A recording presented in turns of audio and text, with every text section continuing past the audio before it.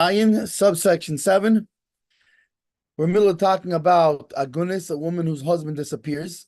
So, like we spoke about in a short way, the fact that even though, like we introduced in the beginning of the siman, of how stringent the violation of relations with a married woman is. But the sages were lenient when it came to a woman whose husband disappeared in what's usually required for testimony, that there's to be two people who, the two witnesses, two proper witnesses, who they have to be kosher witnesses, meaning there's all kinds of qualifications, etc. In the case of an aguna, of a woman whose husband disappeared, if even one witness comes and says that he died, or even if that witness is not what we would usually consider a kosher witness, if it's a woman, a slave,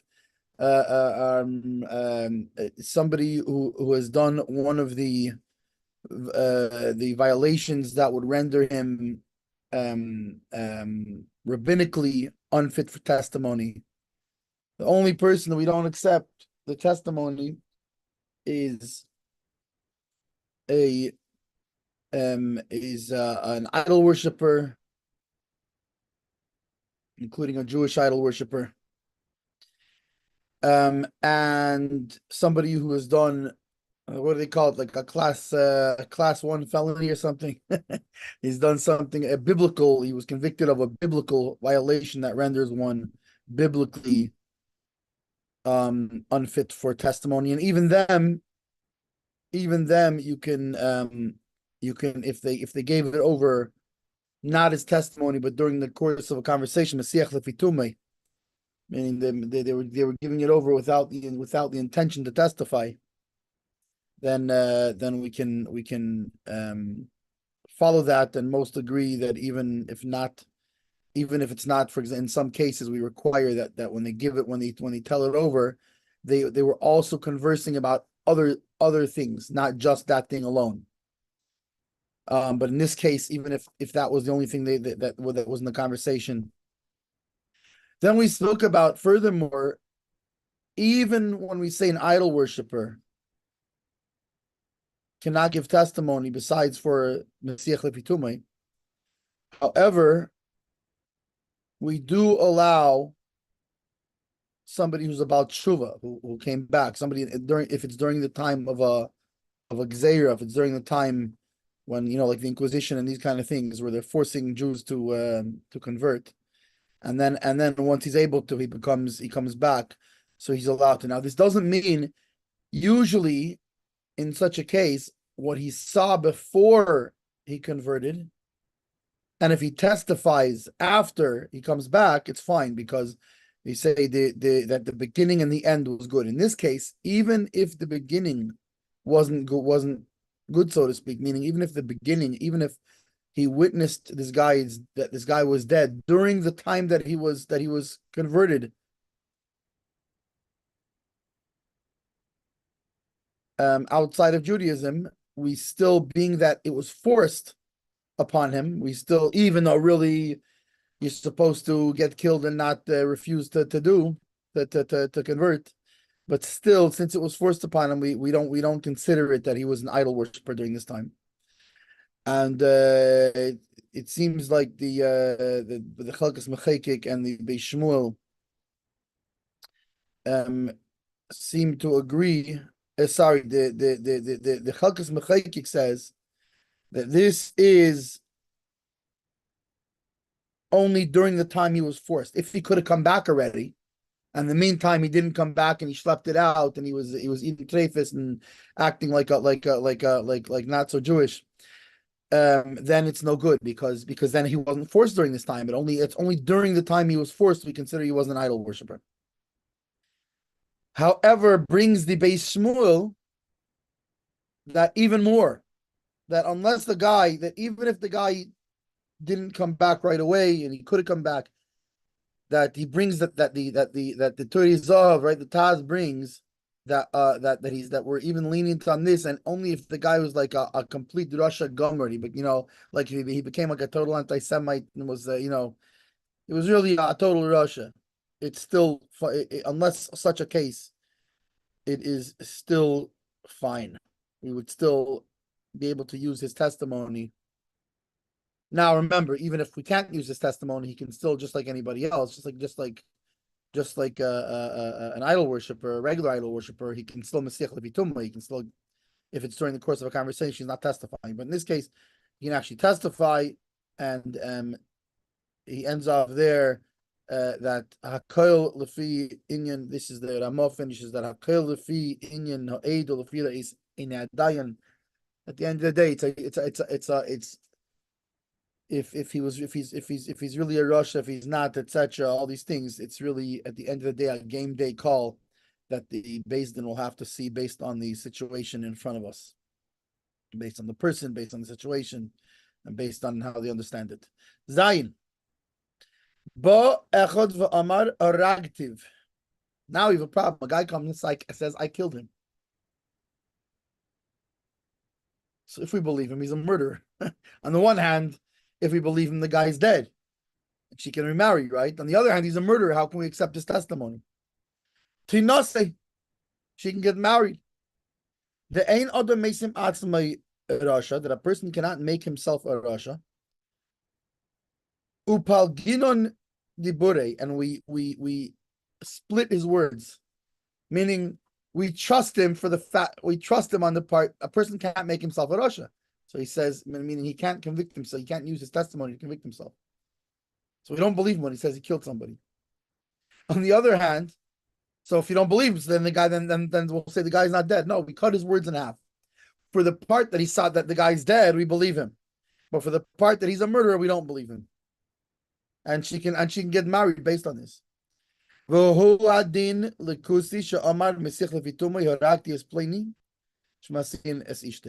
the same thing with an idol worshiper, a non-Jew, that says it. He's not giving testimony, but he's in a conversation. He's at the tavern, and he says, "Oh, I killed such and such." And the same, but we can't accept his testimony. We never can. But Mesiach Levitum, we can understand the same thing. We split his words in two. Is that we believe him, and his wife, the wife can be married. So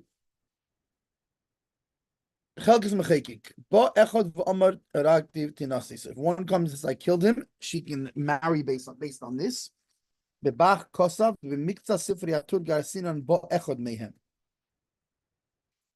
That so the Bach writes that in some of the Sfarim of the Tur, which I guess is the source for this in the Mechaber, it says if one of them comes, and it's talking about what we said before,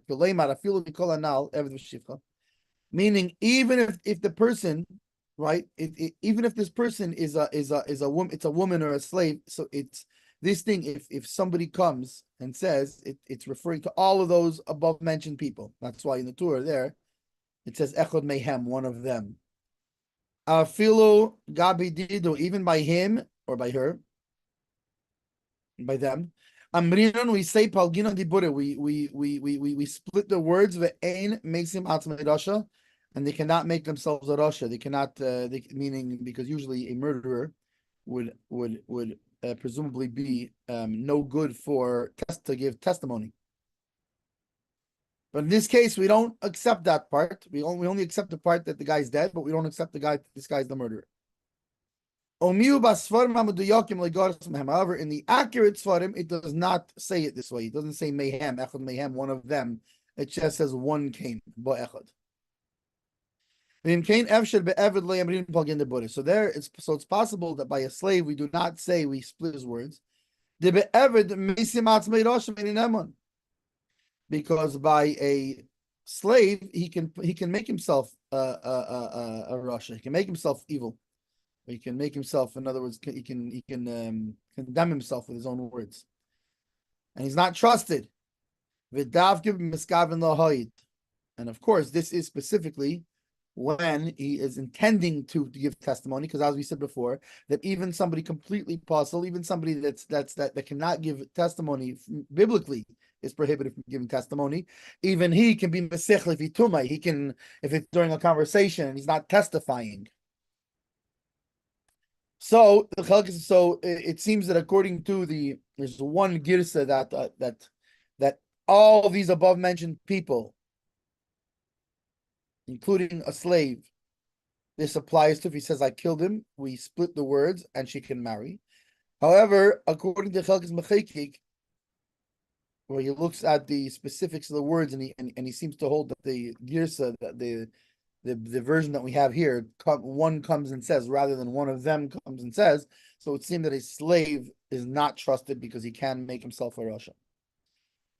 And therefore, if he testifies, it's no good. But if he says it during the course of conversation, it's fine. Beis Shmuel.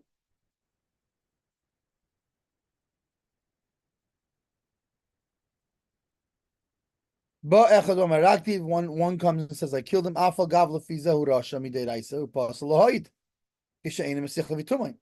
Even though, according to this, he's a rasha, he's evil, right? Biblically, and he's biblically prohibited from giving testimony, unless it's during the course of a conversation.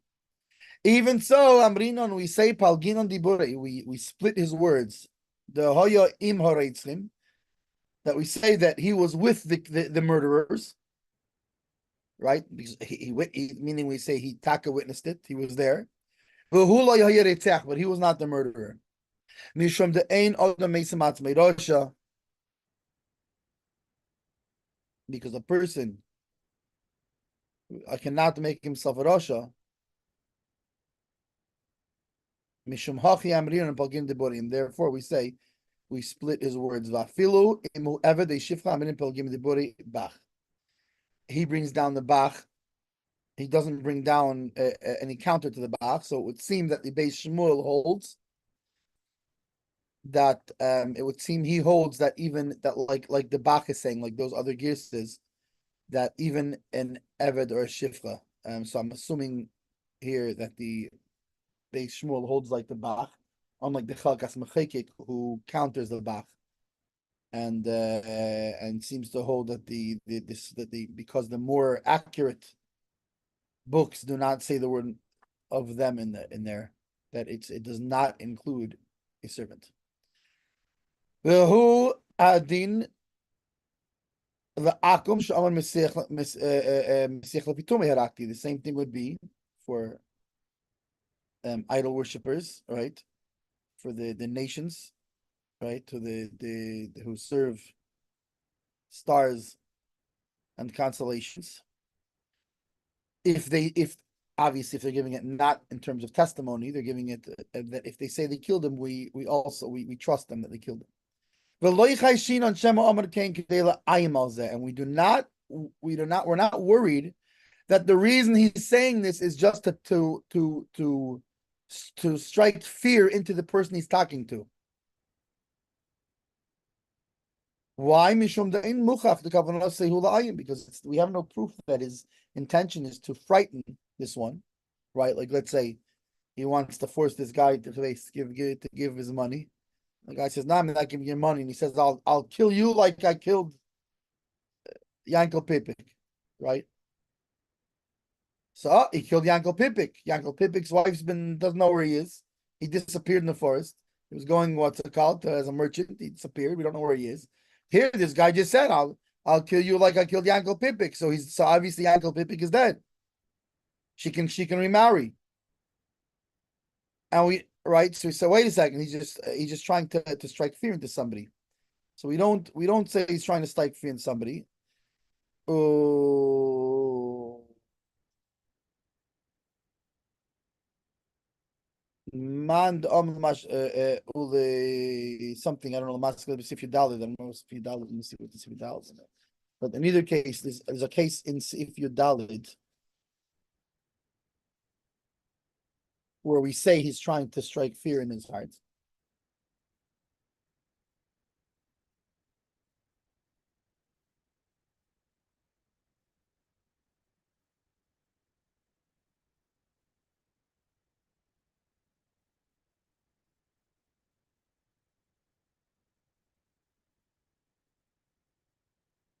Um,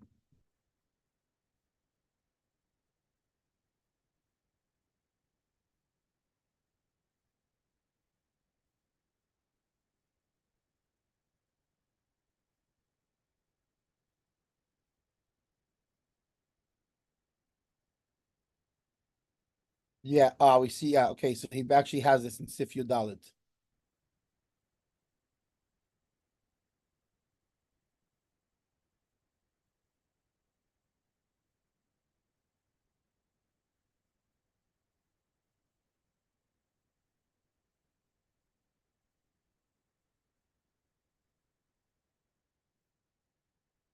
Let me just check out what's this Rashi Tavis here.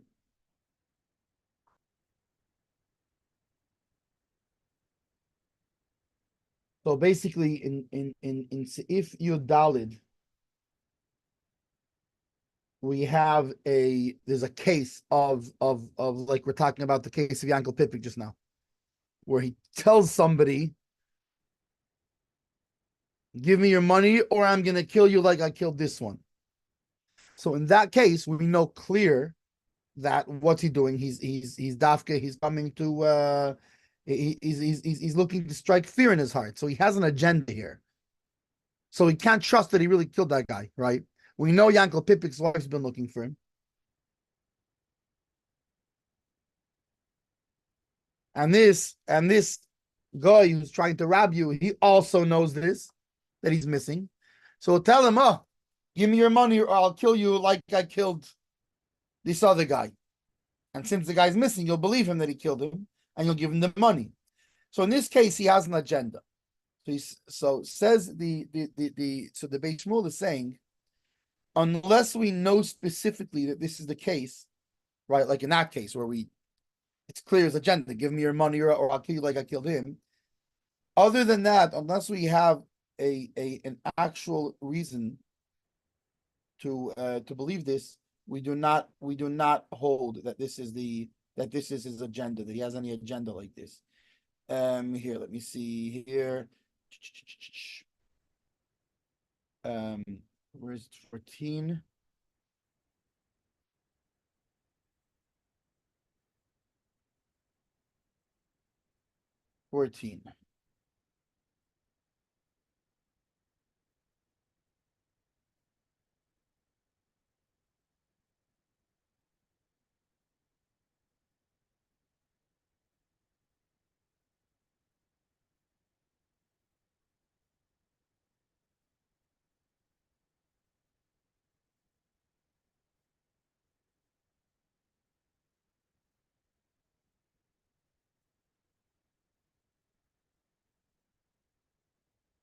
Here we go.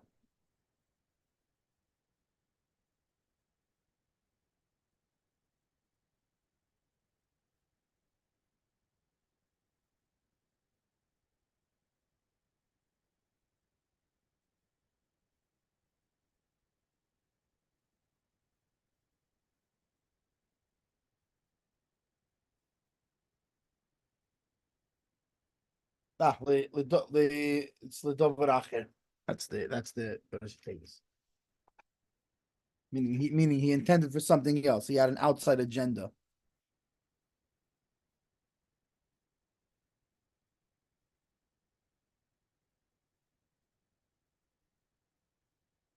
Right. So there in Insif Yudalid, he said it specifically. We know that he had an agenda to make the person fearful.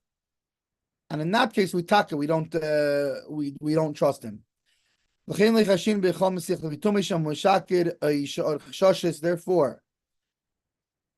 we don't suspect unless we have a good reason to. We don't suspect by anyone who's giving it in the course of a conversation, right? That maybe he's lying or other suspicions. As long as there's no proof from his words, we don't establish it that this is what it is. And we don't go after this, and we don't worry about it. Okay, so basically, the Beit Shmuel here, he's just drawing a difference. He's saying we don't worry about him having an outside agenda. unless, and he says, in Sif Yudalad we worry about that, and that, as we'll see there, he has reason to have those to worry about that because of something he said that implies that he has an outside agenda. Ches. If a person, one witness says to a woman between him and between her, meaning not in front of, not in public, he says it privately to her, your husband died, she no longer requires his testimony. But she can go to the Beis Din, and she can say, my husband died. Aval, however, in Baha'id, Sha'amra b'shmei meis, that she says in his name that he died, right? She says, this witness says my husband died. And he says, no, I didn't say, I said no such thing. I didn't say that to her. She's not trusted then. Hagar, so Rama says, Ve'ima based in Tzrichin l'shliach acharov, Avein ha-based in Tzrichin l'shliach acharov. However, the Beis Din does not have to send after him, even though he is in his city. But we rely on one witness from another witness in the first place, and being that we know that the guy's wife can be an aid when it comes to her her husband dying, so that she can be a witness. So she's a good witness for this. She heard from another witness that he died, and it's fine.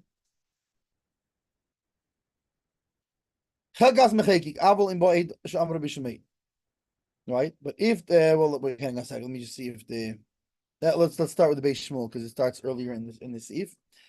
At Beis Shmuel, Ella Bala Beis Din, but she comes rather. She doesn't have to go. She doesn't have to. She's no longer requires his testimony. She just goes to the Beis Din.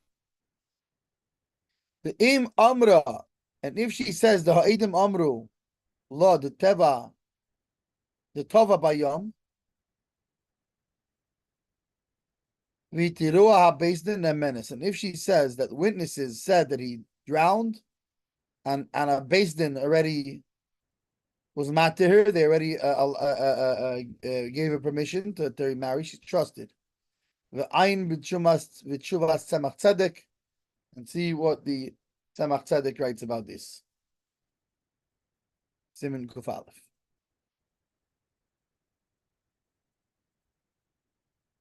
So I don't know what that's exactly about, which is interesting, by the way, because the Tzemach Tzedek, if I recall right, was very much involved in Agunis specifically.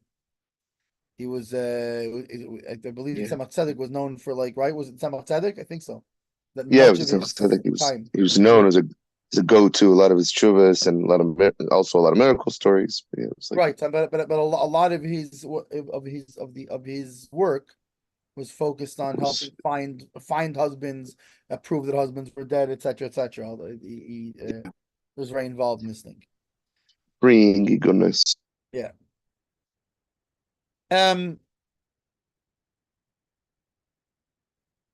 So now Aval, we'll go with the Chagz Mechekik. Aval im ba'ha'id, Shamar b'shmei. However, if the witness that she said it in his name comes and says, "Not true, I didn't say that."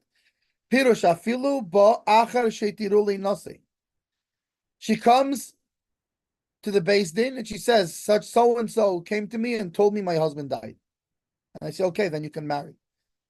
Now he comes and says, "No, I didn't tell her that. They already told you can marry."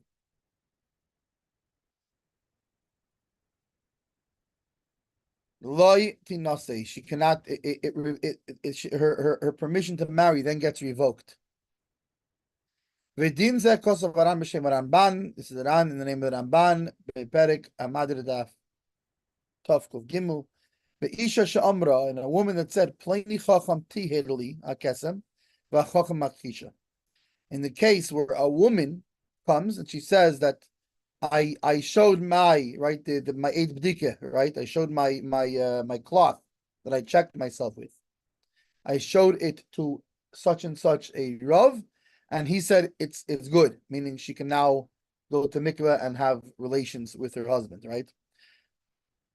And this Rav says, no, I didn't say no such thing. V'siyim sham, and he finishes there. V'chein hadin, and so too is the law. B'chol aid mipi aid, and any witness from another witness. In baharishin the kafar ein hasheni shamar mishmei nemon. Is that so? In any case where you would accept the testimony of one witness, and you accept it one witness from another one witness, he brings from that case of the case with the Rav and the stain, that in any such case, if the original witness that the person's quoting comes back and says, I didn't say that, then the second person is not trusted.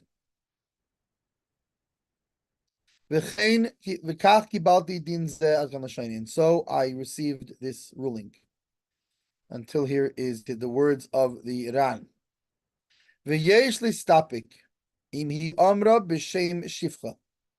Now, however, in that case, right, in the regular case, besides for agunis, you're talking about a kosher witness. Who hears it? From another kosher witness. In this case, you're talking about a woman who heard it. It could be a woman who heard it from a slave.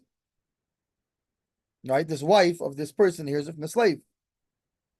Because it doesn't say who the aid is, so we can assume it means any of the witnesses that were mentioned above that usually we wouldn't accept. So now what happens if a maidservant comes and says to her, and then she goes and tells the beis din, and then this maidservant comes back and says, no, I didn't say this. V'chein, and so too im aid kosher maid, if a kosher witness testifies b'shem eved shifin, in the name of a slave or a maidservant, which, as we know, in agunis works, generally speaking. Ubaha evedu machisha, and this slave or maidservant comes and contradicts him, says, no, I didn't say that. I didn't say this to you.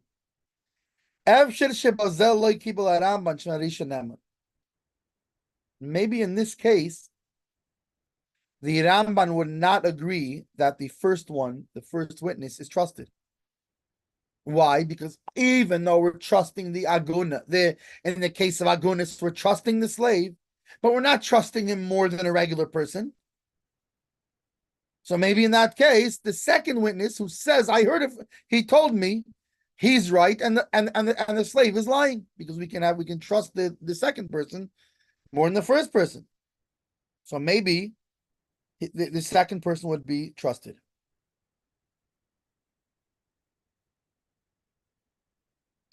However, what if the person doesn't say, I didn't tell you that, he just said, I lied to you? Now that's more complicated, because if the first person says he told me, the slave said he told me, and the regular person says, like, I made him a mixes. It's not like a kaifer hakol. He's made a mixes. He says, I did tell you something, but it just was something else. And now it's also a matter of who do you believe over who. In the first case, it's a matter of, do we believe the second person over the one who told him, because he's saying, I didn't tell you. And this one who's more trustworthy says, you did tell me. So okay, so maybe we'll trust him. In this case, he's saying, no, I thought I told you. So the second person is telling the truth. He's not contradicting him at all. He's saying, but I told you false testimony. So the whole thing is, do we trust? The whole trusting or not trusting now relies on the first guy and the original guy. We trust 100% the second guy. The problem is, can we trust the guy who told him? And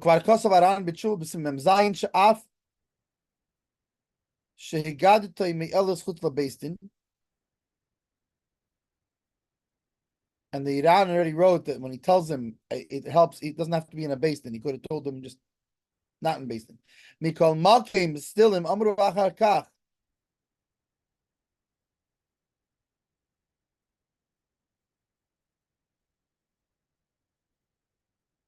Mabudin, what's Mabudin?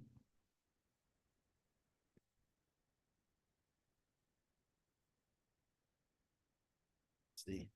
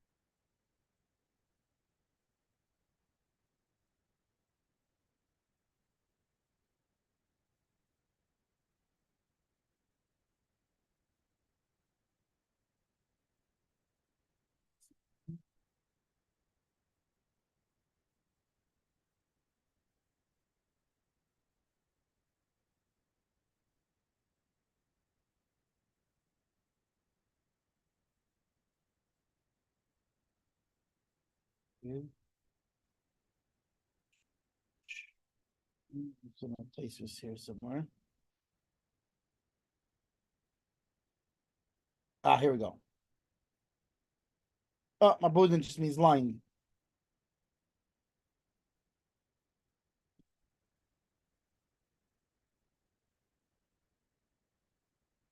So, if so, but still, so the Ran already wrote in a tshuva that even though we accept what he said outside of Beis Din. However, if they say after that, Mabudin, we were lying them on him, they're trusted. And he brought a proof to this.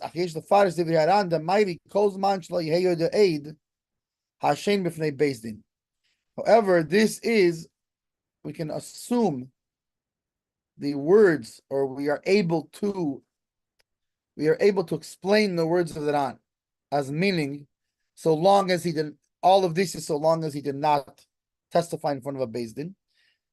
But the truth is, there's no reason to differentiate the matel or edus ed hasheni, because what does it help? The testimony of the second witness when the first witness can't take back his words. And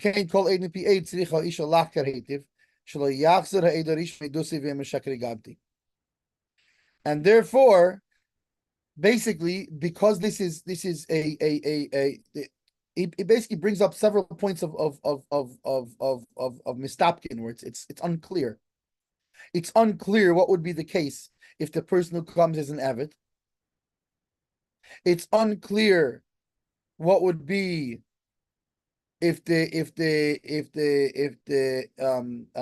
person says, you told me, but I was lying.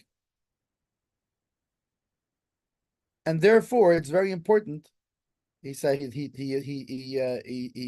finalizes that anytime there's a witness from the mouth of a witness, in this case, somebody tells this lady she should check very well to make sure that the first person is not somebody who's going to go back from his testimony and say I lied, because then she's going to have a problem.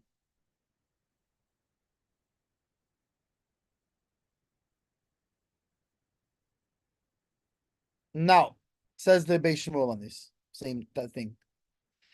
Avalim bo'ed, but if the witness comes, so he brings this the same Iran and the Ramban, right? Who they bring the case of the Rav and the cloth with the stain, and he said it's good. The woman, or the woman says he says it's good. He says no, I didn't, and they bring from that. So too is the case in every witness from the mouth of another witness. If the first witness comes back, and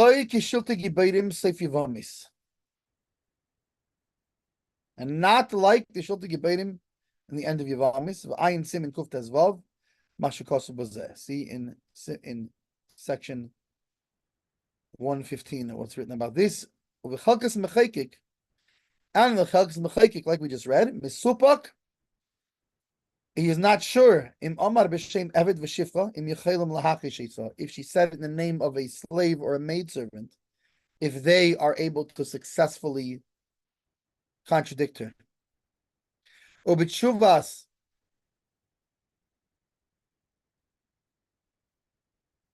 Shin Yud. Who's Shin Yud?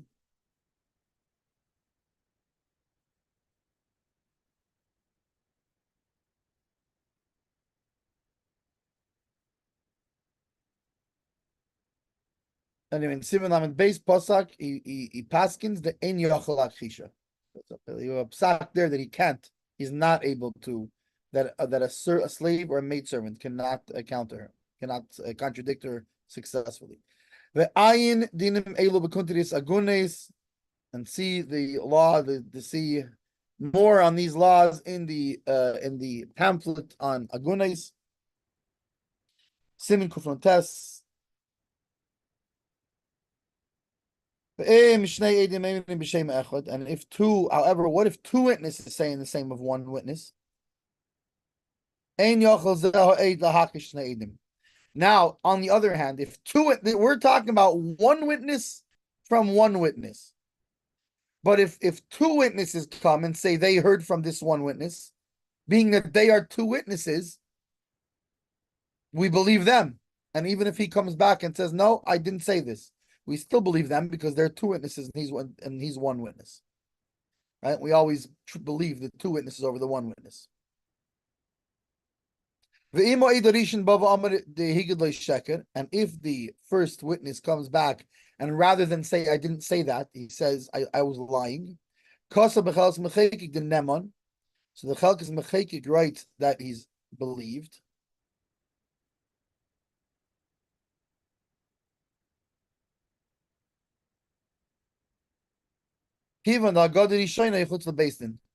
Since when he told it over not in front of a beis din. Gam Kosav, he also writes that Tzricha Isha Lacher Heitev. Right, so this was the final thing. What was the final thing that Chalkas Mechekik wrote? The final thing he wrote is therefore a woman needs to check well. That this person is not going to retract their testimony before she goes into a beis din. She better make sure that there's no possibility he's gonna, or this, to at least minimize the possibility of him coming back. And certainly his kavanah there was just as he's giving you a piece of good advice. He's not paskening on that. He's giving the woman a piece of good advice. Because if you're not going to check well, look what could happen. And then you're going to have problems. But mitzad the din, if she comes to the beis din, we believe her. But what if she didn't check well? Now she's going to have problems. And he could say, I was lying. The imkain ein yatiru al piv aid kishay ein b'farenu. That we're not going to be matir, right? Because if he's paskening, then we would never, the beis din would never allow her to marry based on her hearing from another witness. Why? Because he could always come back. So therefore, if he can come back, so why would they trust her ever? He can come back and say he was lying. But rather, what the Chalkas Mechekik is saying, the beis din is going to accept your if you come and say that such and such came and he told me that he saw my husband dead, they're going to believe her. But he's giving advice. If a woman who hears this thing, you better make sure that this witness, that he's not going to come back and say he was lying or whatever, because then you are going to have problemos.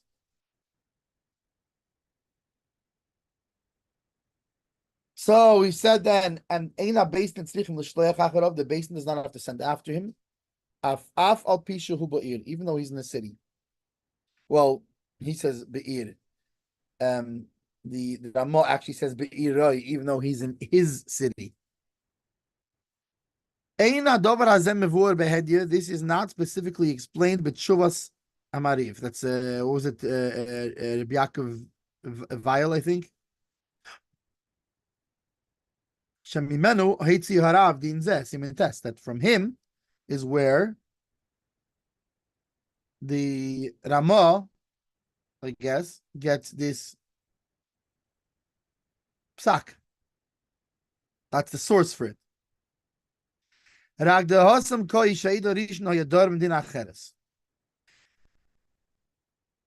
in that tshuva, he was talking about when the first witness, the one who told her, lives in a different country. That then you don't have to go after him and check his words. And the proof that he brings is from what we learned in Yevamis, Amud Beis. If we hear from, he heard, she heard, whatever it is, from women who say that this person died, daya, it's enough. Ri-emer, afilu shama min hatinaikis eimris. Even if the toddlers, right, the little children are saying, we're going to eulogize and bury this person. So why don't we say the same thing? Why don't we ask them to clarify? Ad kam l'sheinim. So Hershel Farish, so we can explain Shishama. So why Taka don't we go and be mevayer in those cases?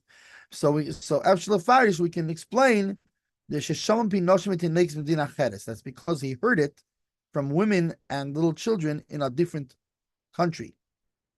The Mistame Hayu Ba'Isa'ir Hayu Akel Yedim.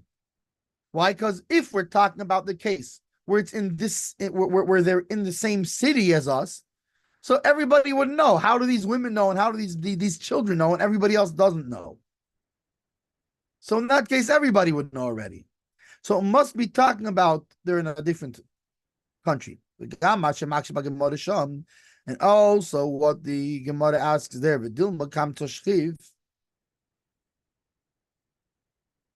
means basically they're making a fake death, right? The children are making a fake death. Perush, meaning the Gemara maksha al hada amar atinekis. The Gemara asks on this that the small children said we're going to eulogize and bury this guy. Dilma chagav ba'al mehemisu. Maybe they killed a grasshopper. They killed a grasshopper. Hatinaikis, these children. V'asku shmeid dechagov b'shemish pleni. And they gave the grasshopper the name of this person. Kederech shatinaikis misachim, as children are wont to play. So they killed the grasshopper, and they call him a Yankel Pipik. And he said, "Oh, we're going to eulogize, and what's it called? And the bury Yankel Pipik." And they don't realize, these people who heard it. They don't realize Yankel Pipik is the name of their grasshopper. That they did this.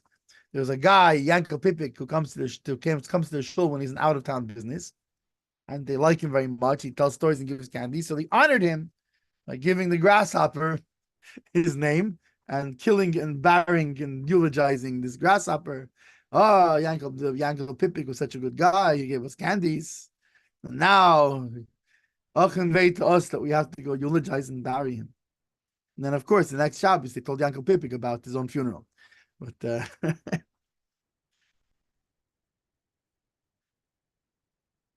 So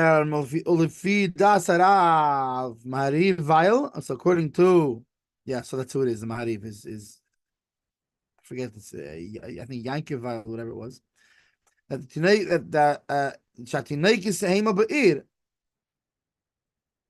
That we're talking about when they are in the city. So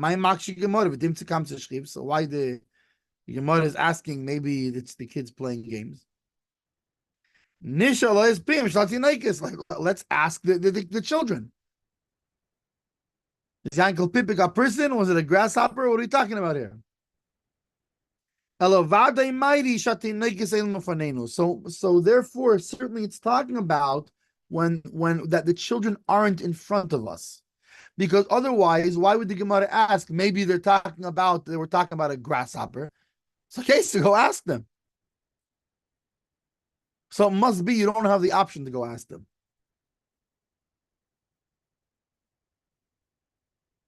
Oh, b'mikdash melech, maybe it is. It could be mikdash melech. Roisi Esa Perigid Gimel Milchus Gerishin Din Yutezvav Shekosav Al Din Shekosav Rambam Zal Vizel Shini. He writes comments on the Rambam, and he says like this: Kvar Eidinu She'ed She'omer Shamaiti Shemeis Plini. We already said that a witness who says that I heard that this such and such a person died. Even if he hears from a woman who hears from a slave, this is valid for right. Even if it's from a woman who heard from a slave or heard from a maidservant, this is good, and she can marry based on this. But if this witness or this woman or this slave says this person died and I saw it, so we ask him, well, wait, so what did you see exactly, right? Because we want to make sure it's not like we had before, the case where the person probably died, he saw him very sick, he saw him with an arrow sticking out of his belly, so he's assuming he died, versus did he actually see him dead? Like we saw before in Sifhei. The cost of all about Mikdash Melech, and the Mikdash Melech writes on this: Afal Pik Shehu Aimin Shamati Shemeis and on Yedin. Ha'aimin Arishon Kates the Hayedei Shemeis. Even though when he heard from somebody else, we don't know exactly how the first person saw. Ein Donin Efshar Mishii Efshar. We don't use the same rules in the case where it's impossible to clarify, as in the case where it's possible to clarify, meaning even though you saw in this other case where you heard it from somebody, we don't clarify. Why we don't clarify there? Because we can't clarify there. And therefore, since we can't clarify, we allow her to marry based on this.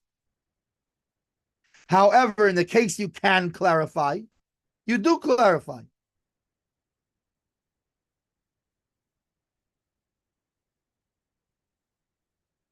The hachak even the extra vadim shleimei, they say that there where it's possible. So for sure you ask Markel Shane. Im kain kosher derishon beir im kain gam efshir hu v'lomali nishal isay v'frad mashkot l'mayla sikat nidzayin shelish nyochal laksa medusay. Especially even though, like we said, the chalkis mechekik wasn't paskening. He was giving up a good advice to a woman to make sure that the guy is not lying. At the same time, the fact is that there's a possibility the guy can come back from his testimony. So therefore, well, this is the Chalkis Mechekik, but it's like he himself was saying. So therefore, obviously, the Chalkis Mechekik is saying, if the person is in this city, he's here, then go clarify. Better to go clarify. Like, why wouldn't we? Over to the Beis Shmuel. So in short, that whole Chalkis Mechekik is what are we talking about, right? Is when we say we don't clarify if he's in the city, and which maybe is why the Ramah it says Be'irah in his city rather than in the city. But basically, the Chalkis Mechekik says that it must be talking about that he's not in your city. He must be somewhere else, because if it's in your city and you can clarify, then why on earth would you not clarify? Ein a basin tzrichen l'shleich acharav, says the Beis Shmuel, kein mashma b'shuvas rivayil. Shekosav, that he wrote.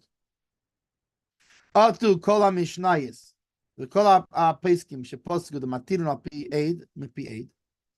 Aidi kulam b'deleisa eid rishon b'razis. Right, he says that everybody who says that by aid mipi aid, you don't have to clarify.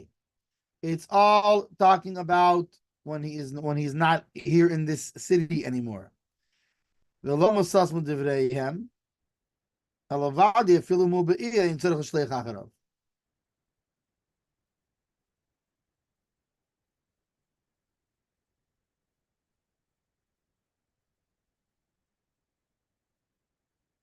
basically, he's bringing down what it sounds like is saying that.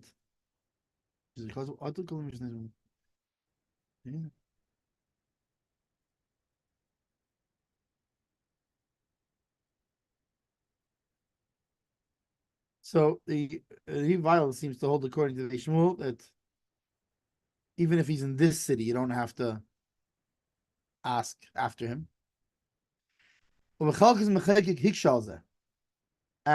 Chalkis Mechekik asks on this, right? Like we just saw. He questions this.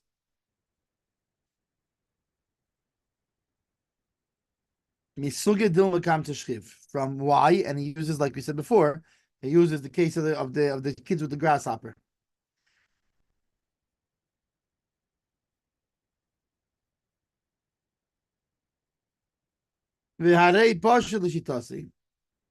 And it is simple according to his shita, to his opinion.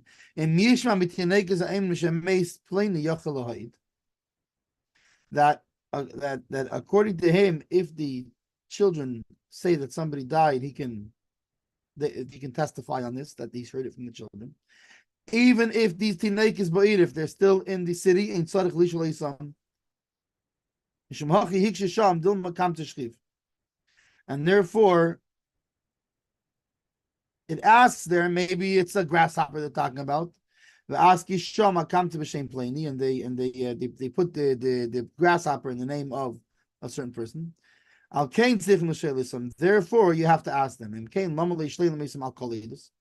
So if that's the case, why don't you ask them on the whole thing? Why do you only ask them? Were you talking about a grasshopper, or were you talking about this an actual person? But there's shapir sugya. And this, it's the sugya works out this way. The mashkos with some magid the ain done in efshar mishi efshar. Even though we have from the magid, right, that it's you don't have to say, you don't rule impossibility from a possibility, or sorry, when it's possible from when it's not possible, and therefore you have to ask him if it's a first-hand witness how he saw it. That does not contradict this din. You say that if on the actual testimony, if he knew, we ask him. But if the second witness clearly states his testimony, we do not have to ask the first aid. So anyway, the Beis Shmuel disagrees with the Chalkis Mechekik, and he says no. Even if the original witness is in this city, you don't have to clarify.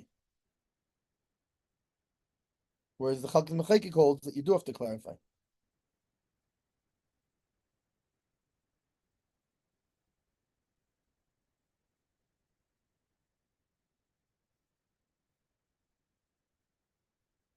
Eid Eimer Mace. So okay, so that's the end of that sif. Basically, so the sif in summary is, if a woman comes and says that such and such told me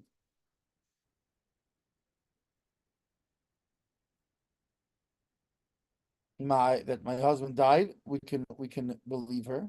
However, if that witness comes back and says, no, I didn't say that, or if he says, well, if he says I didn't say that, then we turn it over, right? The ruling is turned over. She can't marry, and then it's questionable How about in the case where he says I lied? How about in the case where the original witness was a servant, was a slave, and the person who heard it from him is not?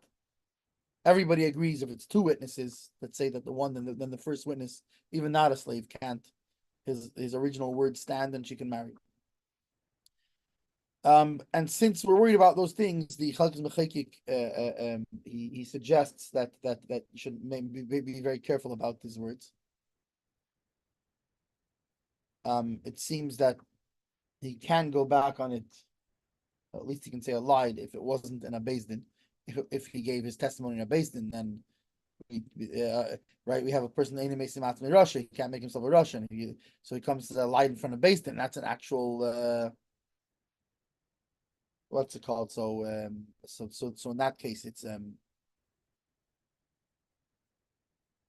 we don't believe him. The question is, when he comes, do we have to send after do we have to go and find him, find the original witness, and question him? What did you see?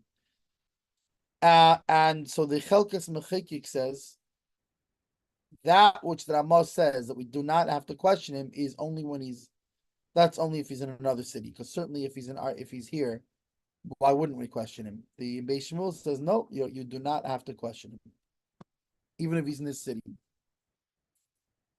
Tess, Eid Eimer Meis, Eid Eimer Nerag. One witness says he died. One says he was killed. Even though they're contradicting each other.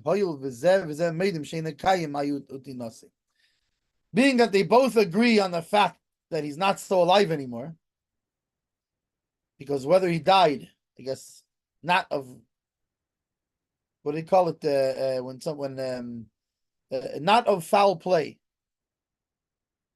and whether he died of foul play, they both agree that he ain't alive no more, and therefore she can get married.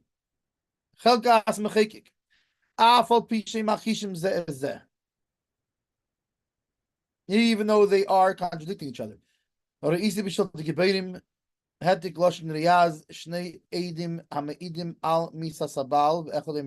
Two witnesses who say, they testify that the husband died, and one of them says he's killed. So he says, since they contradict each other, they're not trusted. But in the Gemara, it's proven specifically the that witnesses that contradict each other in delicious v'chakin, like that's like the questioning and cross examinations, they're not trusted. We said it. The Harvest say without Yavam is the after of base on the base. That the Gemara it says the Mendel boy delish v'chakira be'edus isha. That meaning that this goes according to he who does not require questioning and cross-examination in the testimony that frees a woman to marry if her husband disappears. Mishum deladini maminis madmin law, because we make it like money laws. And so too, this is where the Shulchan Aruch gets it from the Tur in Chesed Mishpat, in the beginning of Simon Lamed. Shame. I think the Arkamesha came along the Eidos Hikrishu B'Chakiris Eidos and B'Teila. Meish Bar Shulchan Aruch.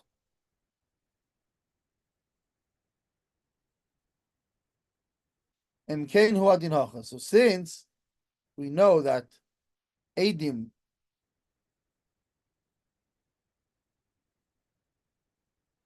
that contradict each other in the questioning,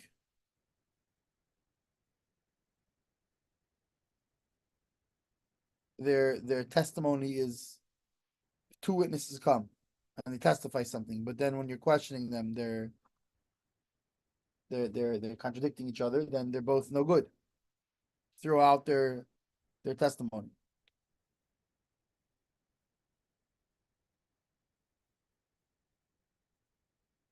So if that's the case, it should be the same thing here. According to the Rambam, the choshev hakosher begufa inyan, that the Rambam considers and any time they contradict each other in the actual thing that happened. So it's the same as contradicting each other in the examination. If that's the case, so here in our case, they're contradicting each other in the actual thing that happened, right? Did he die or did he get killed? That's gufa inyan. That's the actual thing that happened. So make it akosha, so it's called contradictory testimony. But after came along kiri, I guess Rabbi Shimon. Achasei meres meis vachsei meres nerag. That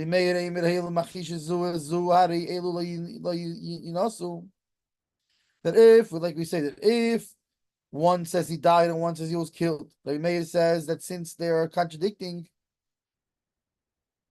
then she can't get married. And Rabbi Yossi, I guess, and Rabbi Shimon, Rabbi Yehuda and Rabbi Shimon. Aimim say that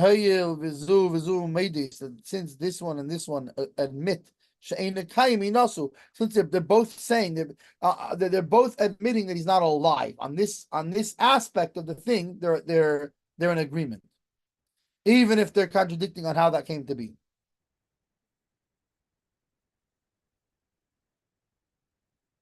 So she can get married. Oh, Pirish Rashi, and Rashi explains, state soris abois.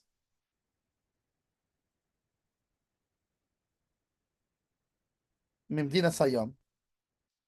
Two competing wives that come from overseas. Achas is mace. One says she says he died. Bitsarasa Aymer Nereg, and the competing wife says he was killed.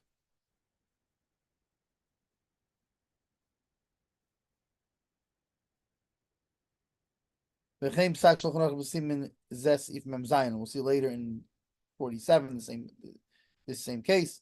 But this is different. Why? So why is that different? Because that is by tsaris, by competing wives who are contradicting each other.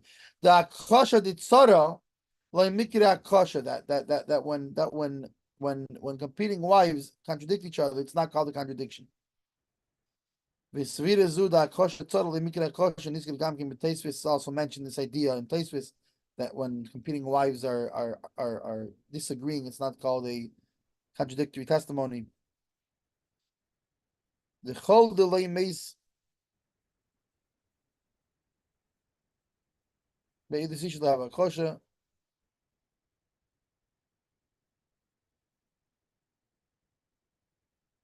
V'ator le'digurak loshen ha'mishnah. Kitzuras achzim and meisu achz v'cholo. Lo yikvash chosh gav din gam b'shnei edim v'kaman memzayin gam arav hetik loshen ha'mishnah zaysim eres meiz baili. So in either case, we see that the question is, when you have he's saying that over there, you see that when the two competing wives are arguing with each other, but that's by competing wives, you can't carry it over necessarily to witnesses. Meaning that it's possible we would still hold the two witnesses who say that we wouldn't believe them. But Rosh with Tshuva,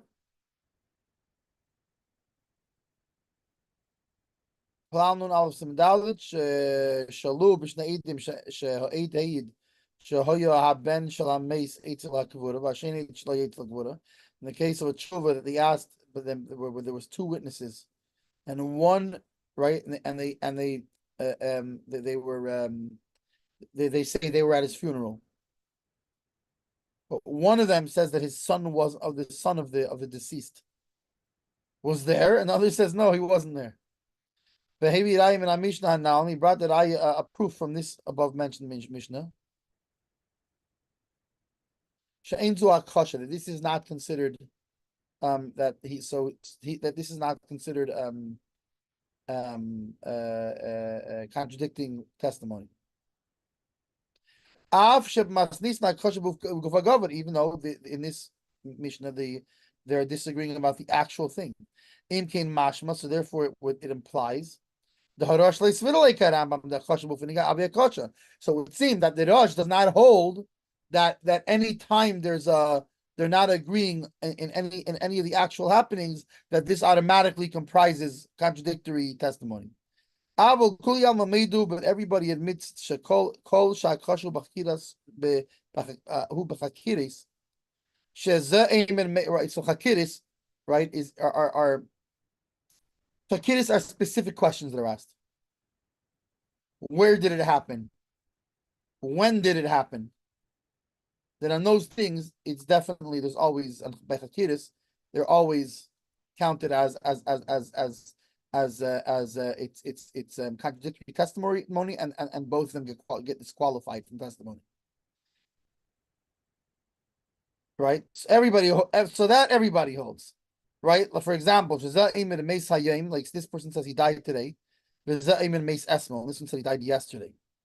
Which, by the way, there's a whole in ages there's a whole discussion about exactly on this thing further in what's chakiris and what's drishis, and also there's also the cases where we check to see is it possible they actually mean the same thing but are expressing it differently, etc., etc. Or for example, even let's say they're saying differently, but is it the kind of thing that you could expect people to make a mistake in? So so by this, right, and even by agunis in this case, right, let's say a woman's husband disappeared, this one says, oh, he died. When did he die? Yesterday. When this one say he died 2 days ago. The testimony, they and you can't accept either the testimony, they just canceled out each other's testimony. So it's no good. She can't marry. Right? Just like by money matters, right? Because that's where we by edus and chesed mishpat, it's in things that have to do with money. That whole sugya. And so too it is clearly by the Ran. So too in Shulchan Aruch later in Sif Chaf Aleph. And therefore the words of the Rab in the Bach are surprising. Mikol Makim din zeh be'echadei ben meis v'echad menerag toli b'im shenispe karambam nifse karambam shekol hakosh b'guf shel davar havi kakiris imkein ein amanim. So, and the whole thing will depend on this whole thing. All of these will depend on whether they cancel each other out. In our case, will depend on, do we go by the Rambam that anything that has to do with the actual happening, right? So, for example, like we said, if one says killed and one says no, you just dropped dead, you had a hard time, drop dead. Or alternatively, if one says how do we know they were by the funeral? One says the son was there, one says the son wasn't there. So these things, according to the Rambam, are considered the same as chakiris. It's considered the same as if they were to contradict each other on what day it happened, and they wouldn't be trusted. Therefore, they're not trusted. And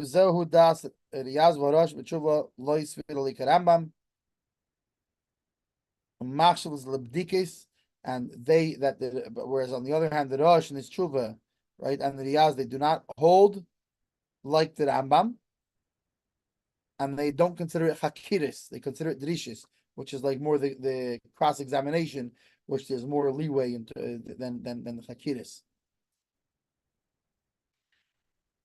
Al-Kain, and therefore pasuk den emanim, and therefore they paskin that even if that in this case, our case here, where one says he was killed and one says he died, so the Shulchan Aruch paskins like the Rosh and like the Riyaz, and not like the Rambam, and they hold that we are able to accept his testimony, and she may marry. Beis Shmuel, same thing. One says he died, one says he was killed. Betur koso b'shem tshuvas harosh. So he brings the same tshuva from the Rosh. Shnaim ami'idim shemeis, two witnesses that testify that he died. Even though there is a contradiction between them, she's allowed to remarry.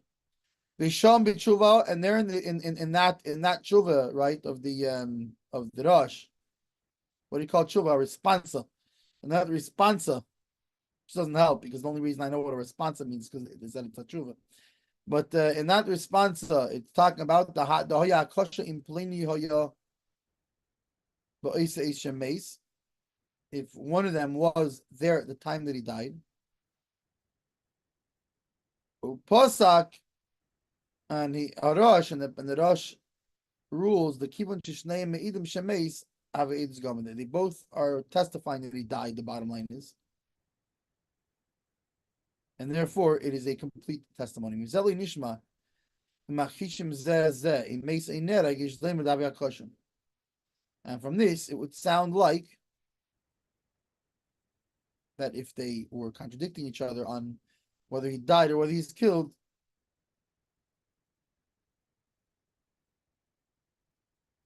that this would be contradicting each other. However, where did the Rosh learn this din out? One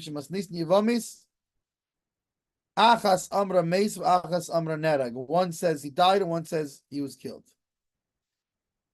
Right? Same thing. So I don't know if it's Rabbi Yehuda or Rabbi Yossi.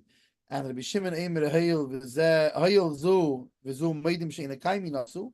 That since they right, we said that who was it? I think Rabbi Meir who said that since they're contradicting each other, they can't. And Rabbi Shimon said that since they're both agreeing that he ain't alive no more, so therefore they can both get married. So therefore we can learn out from there the same thing. Learn out the same thing, that if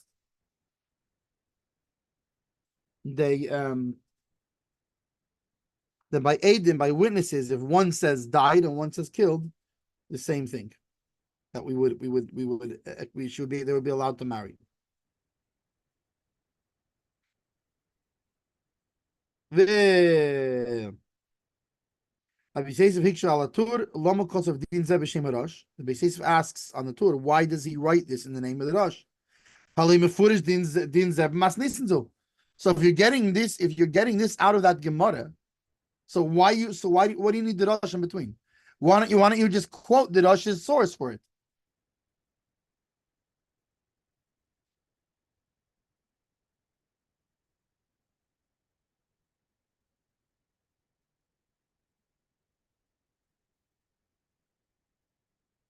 And so he answers that you must nisni shleimar davke betzoros mechizu zu they have a question. Mishum they nichem lahachshezet, so that why? So maybe because in the Mishnah, or in the Gemara, whatever, it's talking about in the Mishnah there, it's talking about davke by tzoris, by competing wives that are contradicting each other. And therefore, it's not by competing wives. We don't consider it a contradiction. However, if it's witnesses in the same case, then we would consider it to be a contradictory testimony. However, from the words of the Rosh, it's implied that even by witnesses, the same thing, that it would not be considered contradictory testimony. Kivon the Shnei made him, since they both admit the Einakayim, that he's not alive. The Chain Kos of Drisha v'Chalkes Mechekik, and so too the Drisha and the Chalkes Mechekik that we just learned say the same thing. That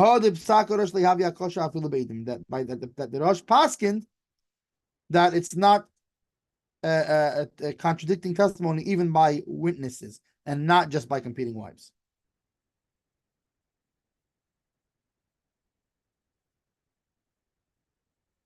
And near the chain cost of alpi divrei Tosfos, so too it seems that it would be the same thing according to Tosfos. Mashkos b'shim Rabbeinu Yael. The Airi did the Shneim boim lahat l'satzim v'loy lahachish ezem. Why? Because it's talking about that we know that they're coming to. They're really, what are they coming for? They're coming to free themselves, to marry, and not to contradict each other. According to Rabbi Meir, it's not edus. Rabbi Shimon, and they hold that it works. It's fine. Well, if he's sharp and nishma, and according to this, it works out better to say here that also by witnesses that are contradicting each other. In this case, in our case, their edus works. And this is like the answer of Yechanan there. Not like the first answer of Eliezer. And look into this subject better. You look into it and study it well, all the different sources, and you will understand what I'm trying to say here better. He says, and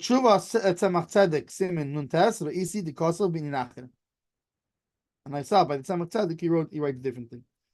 I don't know what that Tzemach Tzedek says. I'm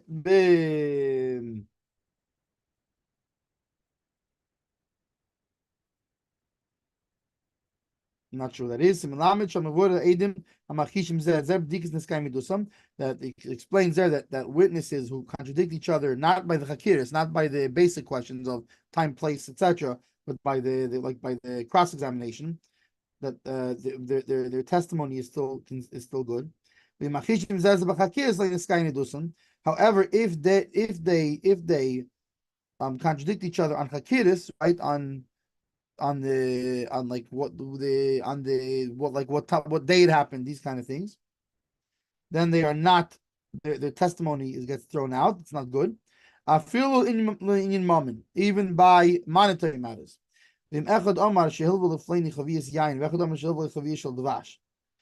So now what happens when it's not one of the clear questions that's one of the chakiris?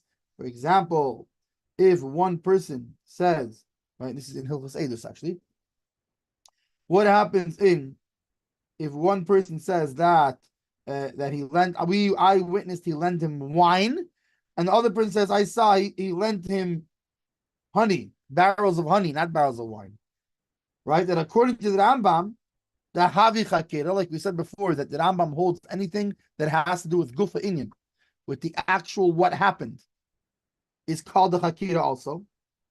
And if they contradict each other in these things, it's considered a contradicting testimony, and it's thrown out.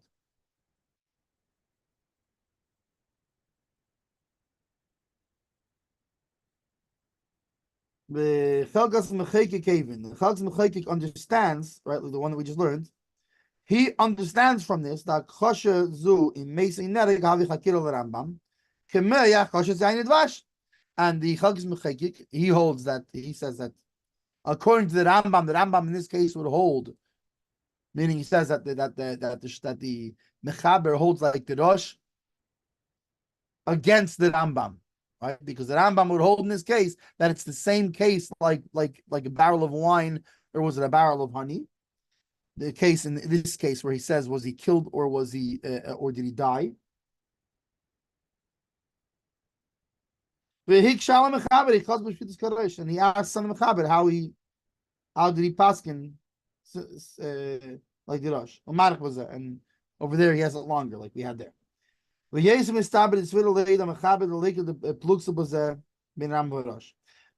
it makes more sense, says the Beis Shmuel, right? So that was the kitzur the Chalkas Mechekik was that there's an argument between the Rambam and the Rosh. This case is like the case of the barrels of wine, and the one says it says he lent barrels of wine. One says he lent barrels of honey, and the Rambam holds that that's chakiris. That's the primary questioning. Why? Because it has to do with gufa inyan. It has to do with the main thing that happened there. So he holds that the Rambam would hold so in this case also, died or killed. and therefore we can see that the Shulchan Aruch holds like the Rosh. And so says the Beis Shmuel, it seems to make more sense to hold that they're not arguing. The Rambam and the Rosh aren't arguing. Ela hakchosha de kan. Rather, the contradiction here, the havikim meimana shachar umana love and the lehavi hakosh lecholi alma. But rather, the case here of he died or he killed is not like the case of wine and the honey over there. Rather, it's like the case of if it was dark coins or white coins, meaning old coins or light coins. That's really not gufa inyan. Meaning, if you gave him $100, you gave him $100. Was it a new bill? Was it an old bill? That's not really gufa inyan.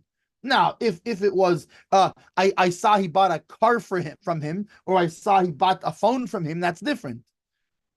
On the other hand, he paid him with old money, new money. It's not the kind of thing that you're going to be so attentive to. It's not considered gufa inyan, says the Beis Shmuel. And therefore everybody holds, including the Rosh and including the Rambam, that it's not a hakasha. It's not. Why not? Because it's an argument on if gufa inyan equals contradiction, but rather this is not migufa inyan. This is not. It's not. They don't consider it to be the same case. They don't consider it to be from the main things.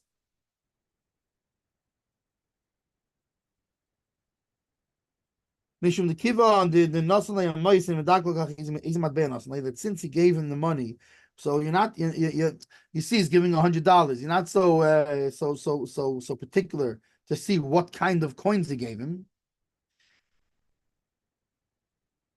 Kain hakinami kivon shirada eni chai eni medakta. He was ma'meis. So the same thing here. They're holding that since he's dead. So he didn't listen. He came. We saw the guy dead. And the one guy thought he was killed, and the one guy thought he died naturally. For whatever reason, they got that impression. Doesn't make a difference. The main thing that he saw, he's dead. Once he saw he's dead, they're not. You know what I'm saying? They're not forensic scientists. They're not looking. Oh, wait a second. So this one got the impression he died. This one got the impression he's killed. Who cares? They both saw he's dead, according to the Beis Shmuel.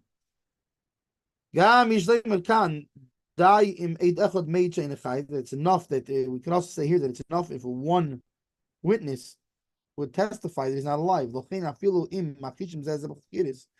Even so, therefore, in the case of money, you need two witnesses. Here, you don't need two witnesses in the first place. So therefore, in this case, even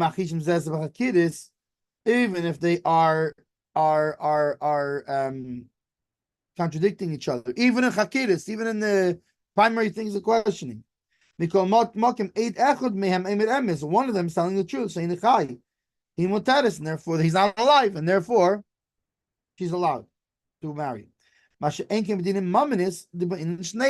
the other hand, money, the financial cases where you need two witnesses. So he's pointing out another way where you could say that the Rosh and the Rambam are not arguing with each other.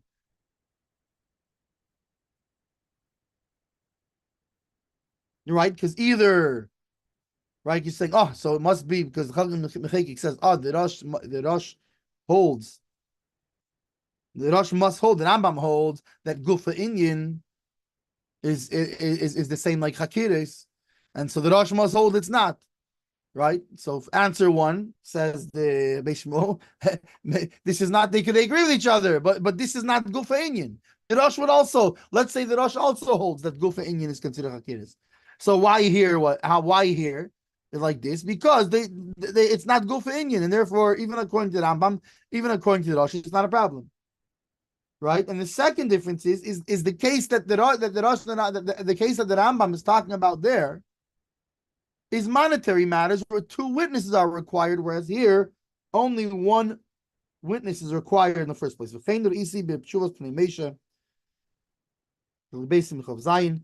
And he sees all he saw also in Chuvas in Chuvas Pnei Mesha, the same thing. However, in the Shulti Geberim, he writes, Echad Amar Meis, Echad Amar Nerag, Avia Kosha. He, however, disagrees right? The Shulchan Geberim writes that if one says died and one says killed, this is considered to be contradicting, and she cannot marry. So he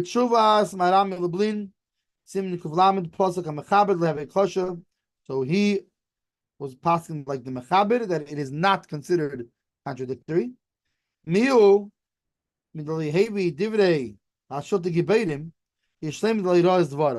However, since he does not bring the words of the Shulchan Geberim to say that the Shulchan Geberim held differently, so it would seem that he did not see what the Shulchan Geberim wrote about it.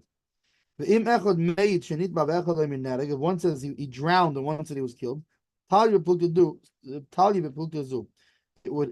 would hinge on this argument, on this thing, that according to Shulchan Geberim, Masura, right? According to Shulchan Geberim, it would be Asur, right? She would not be able to remarry. Well, according to the Mechaber, Mutaris, she would be allowed to marry. Miman of Shach. Why? Either way. If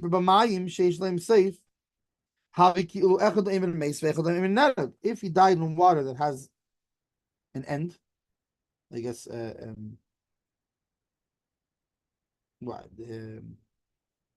you could see. So then one says he died, one says he was killed.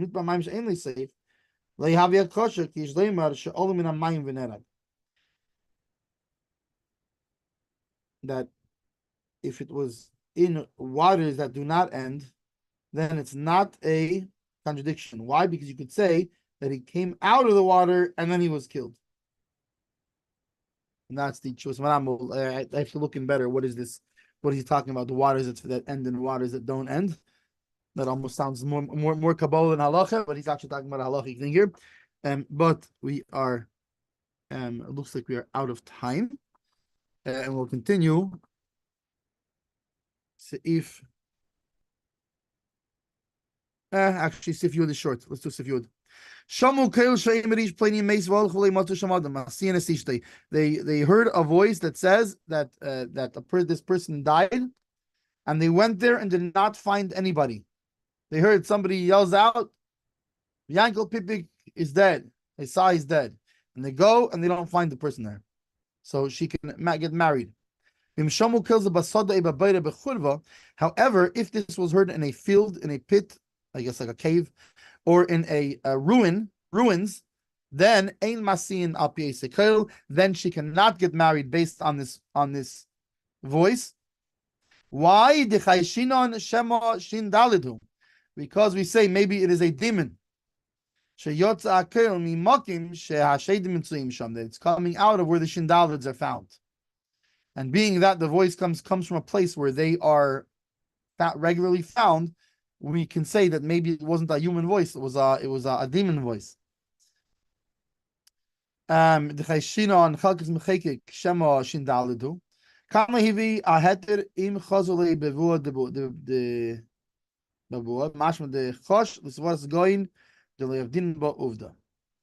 comments of Aleph, if you test Avi Shnei Deis Lahakil, Adea Rishenu Siveres, the Loichaishin on Nishindalit Klal. So there's another opinion that says we don't worry about we're not worried about it being a Shindalit. The Kol Sheish Chashash Igun, Kameshin Chayshin Litzora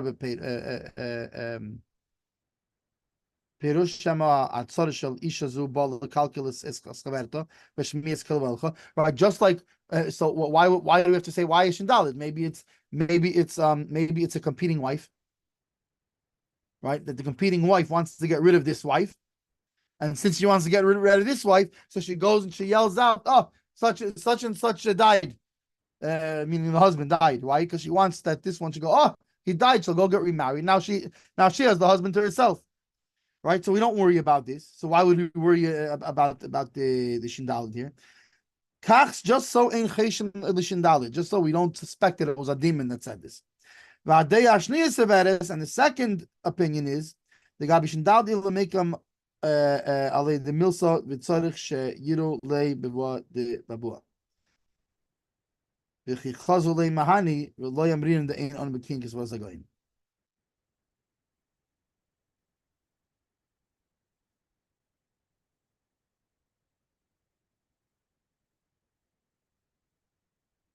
So the second one says no, it's different. That by, in other words, so the one svara says we're not worried about any of this, because just like we wouldn't worry about it being the competing woman.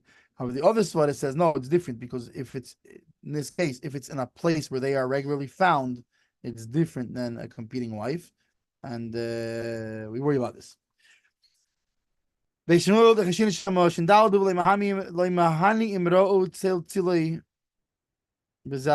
make any difference if they saw the I guess this is also the board that the Chelton Chik is talking about, is the what do you call it, the shade, what's called the reflection of when the sun, the shadow. We didn't see the shadow of the shadow. Like the going right to rise the idnally became that nowadays we are not well versed. We're not experts in seeing being able to see the shadow of the shadow. And at first glance, this is hard to understand. That somebody who was thrown into a pit. And he says that whoever will hear my voice, write a get to my wife. That in that case we write the get even though we don't recognize him. I guess we're not seeing him.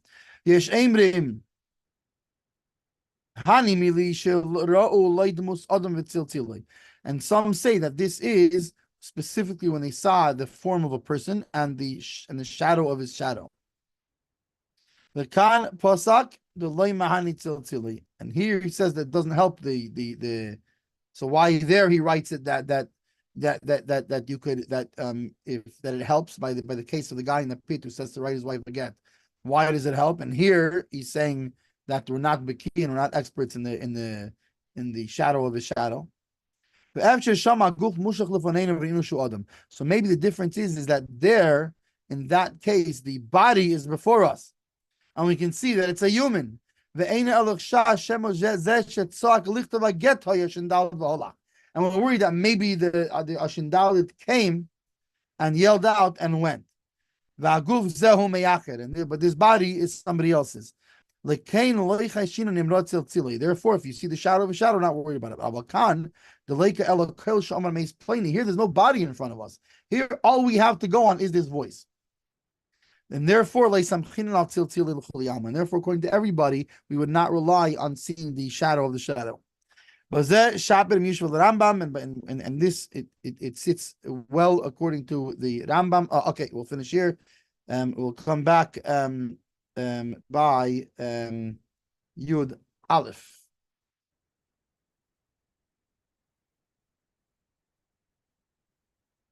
Okay.